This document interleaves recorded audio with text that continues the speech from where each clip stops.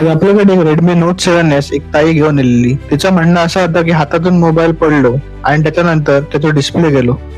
मी बोलले चेक करतोय म्हणून, तर ती बोलली की चेक वगैरे करूची काय गरज नाही असा, माका माहिती आहे की डिस्प्ले गेलो हा, तू डिस्प्ले डायरेक्ट चेंज कर. म्हटले ठीक असा, आधी बघतोय नंतर ठरवूया काय का.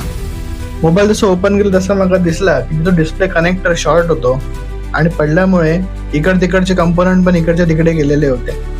सगळ्या शॉर्टिंग कडून एक साईड व्यवस्थित कंपोनंट करून डिस्प्ले कनेक्ट रिबिल्ड केलंय आणि त्याच्यानंतर चेक केलंय तर ताईचं जुनं डिस्प्ले एकदम परफेक्टली ओके होतो.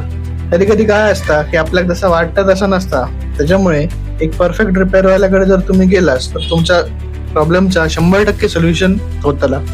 असंच जर तुमचं रिपेअर करता असाल तर तुम्ही ओके मोबाईलला नक्की कॉन्टॅक्ट करा. ताईचे पैसे पण वाचले आणि काम पण परफेक्ट झालं.